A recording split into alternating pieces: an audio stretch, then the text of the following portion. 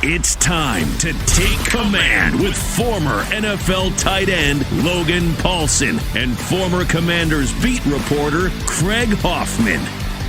What's happening? Welcome in to Take Command Podcast. Craig Hoffman, Logan Paulsen with you, Logan. It's training camp day. It starts today. How crazy is that, man? It feels like it was a long time coming, but here it is, and we're super excited for it. Very, very excited. So on Monday, we previewed the entire offense, as well as some bigger overall thoughts, which meant that defense got saved for today. So let's dive in. Off we go. 3 questions each. Position group. What do you look for in camp at this group? Position battles to watch and confidence levels in your D-line, linebackers, DBs. We'll show some love to the specialists at the end as well. Can't forget Tress Way. Tress will never forget you. Let's get rolling. Let's start off with the defensive line. And what do we look for? Obviously, you have the tackles, you have the edges. What are we looking for here?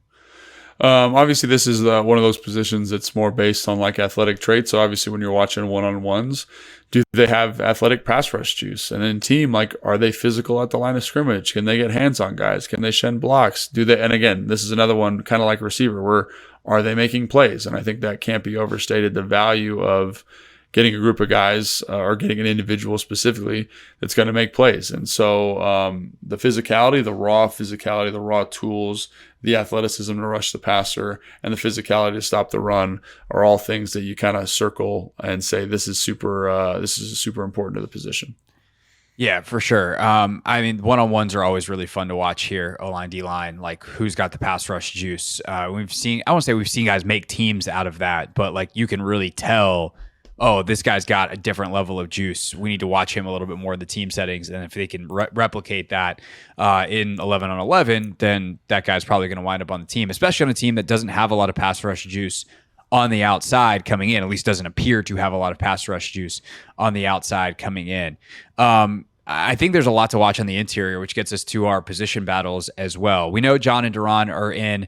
I think Johnny Newton's status is really fascinating and could have majorly affect this team. Yeah. Newton's going to start camp on NFI. He would start on PUP, but the injury he had was sustained in college. So technically he's on NFI. And if he's not ready for the season, in some ways it makes it easier because you're looking at, okay, how many interior guys are they going to keep? Big Phil, John Ridgway, like there's some other guys that have been around in the past that are probably going to wind up on the outside in. But even between Ridgway and Big Phil, like, is there enough for everybody on the roster, depending on how many edge guys you want to keep? So this becomes really interesting really fast. And one way that you could, quote unquote, solve that problem, at least temporarily, is if Newton's not ready for the season. But that then presents the problem that Newton's not ready for the season.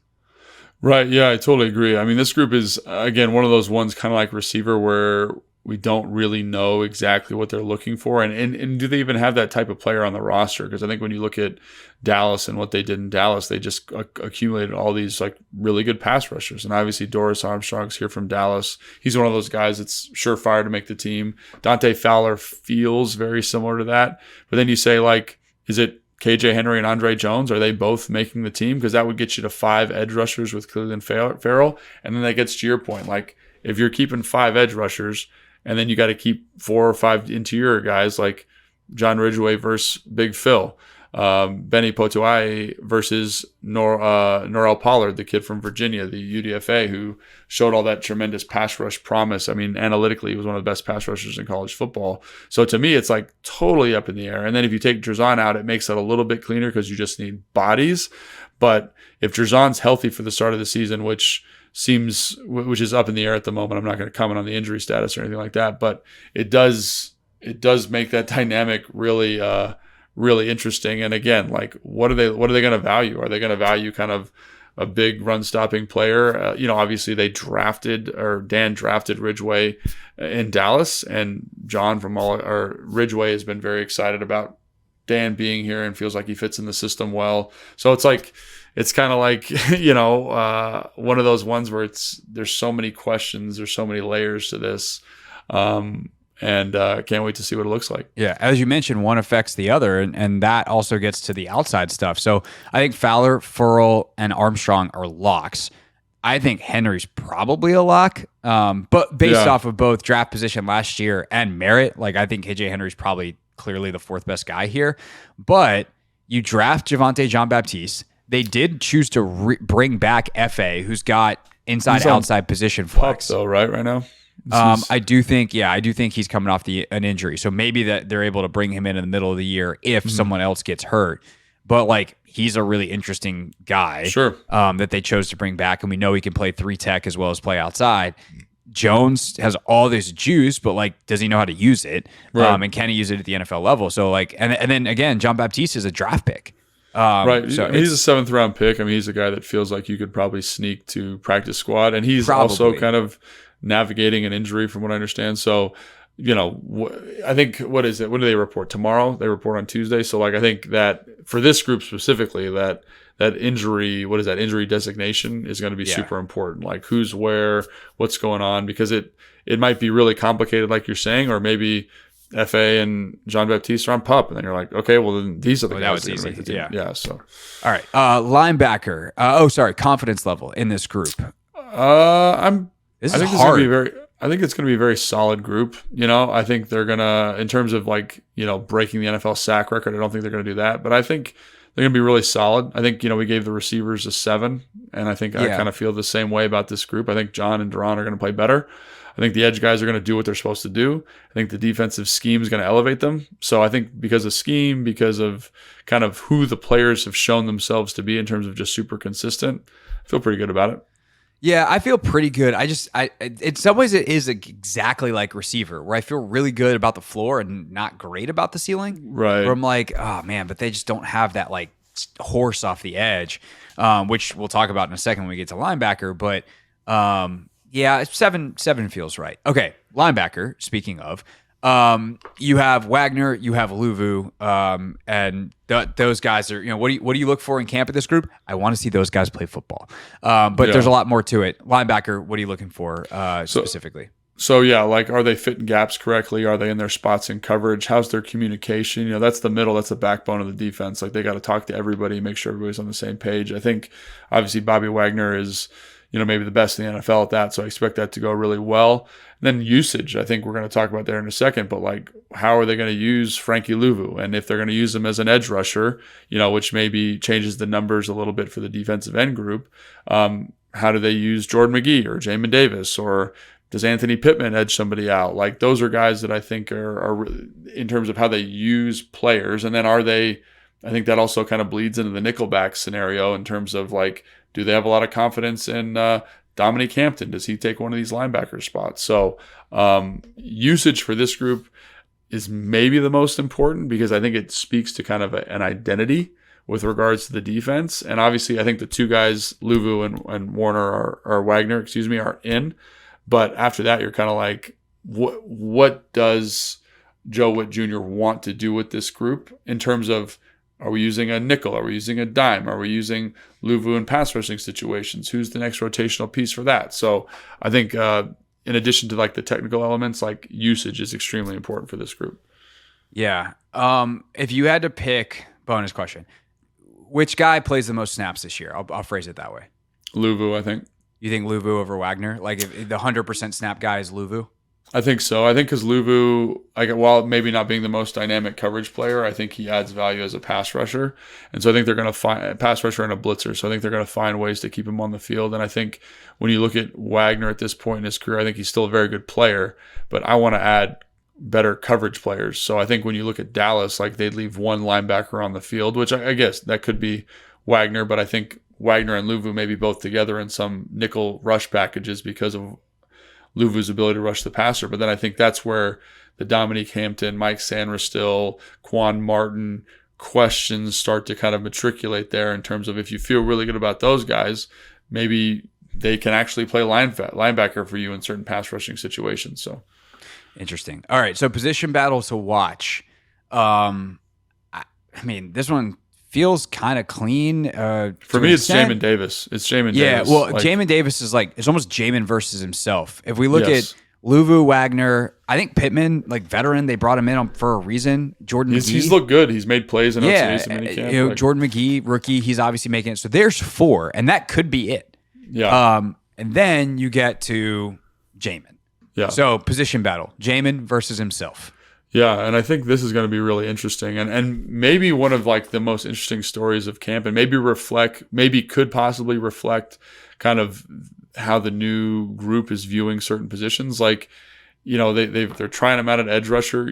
In my experience, and I have no inside information on this, but in my experience, just playing and watching a lot of football, you don't move somebody like that because you love them playing linebacker or you love them playing their original position. Like if I'm getting moved from like receiver to tight end, like it's not because like they love me as a receiver. You know what I'm saying? So I think that's something that it puts my antennas up in terms of like how they maybe potentially view him.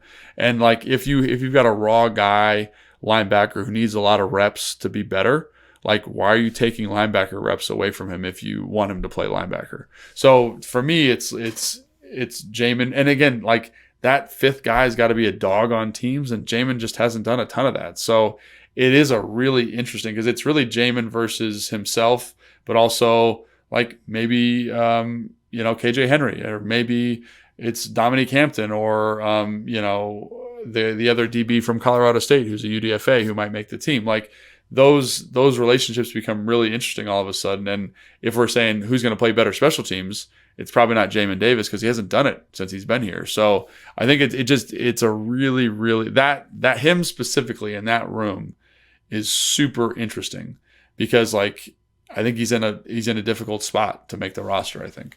Yeah, he is my devil's advocate. Yeah, go for it. I mean, that's just my like 1,000-foot view. Yeah, he's 4.5 speed fast with crazy long arms, and he hits like a truck. So in the new kickoff rules, like could he be a monster on special teams?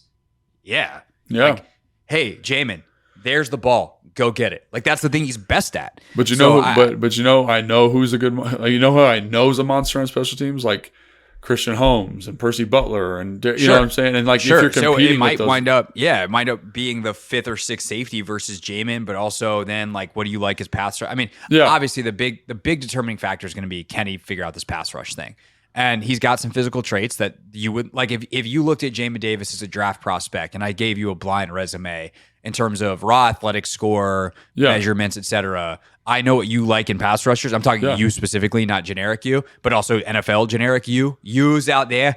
No, I'm with you. We could work with this. So the question is, can he do it? I do think that the fact that we're not even talking about him as an off-ball linebacker is pretty fascinating, and definitely not good for him. But I'm also like, I don't know. I go back to thinking about how we talked about him last year, and I'm like, I don't know. It felt like he got better, and also kept like the coaches were frustrated with him for silly reasons at times, and he actually was playing pretty well. And I also think of a guy like Patrick Queen in Baltimore, all of a sudden playing next to Roquan Smith. I'm like, what would Jamin Davis be next to a Bobby Wagner? And so that's again, I had a similar thought. We talk a lot of football, and so obviously we share similar outlooks. But wouldn't you want him to get reps doing that in practice? And he didn't get those reps. Like he was rushing the passer. Like so, it's almost like if I wanted that to happen, I'd get him out there instead of Jordan McGee. But they said we want Jordan McGee to do that. And I understand you've got a draft pick, and Jordan McGee's college film is amazing. So like I want to see that guy on the field too. But and I'm not saying like they can't change their minds, and OTAs and minicamps are really up in the air. But I just thought it was an interesting decision with a guy that, like you said, has all this upside athletically to be like, you are a guy that historically has needed a lot of reps to get something down. We're not going to give you a lot of reps at linebacker, but we're going to have you rush the passer. It just seemed like an interesting decision. Yeah, no, for sure. I'm very, very curious to see what Jamin Davis's camp looks like. And realistically, we could be looking at 52 not on the roster come the end of camp, which feels crazy, but also is not when you take a look at the actual roster. All right, back to the Luvu and Wagner of it all. Confidence level on linebackers? Like a 9.5. Like those guys are probably the best, some of the best, most consistent football players on the team. Like, I mean, if anybody has access to film or has access to those Carolina games, go watch Frankie Luvu and you'll just be like, holy cow. And then I think Bobby Wagner's film speaks for itself. Like his resume is outstanding. It's almost impeccable, Jordan McGee was maybe my favorite draft pick from this class.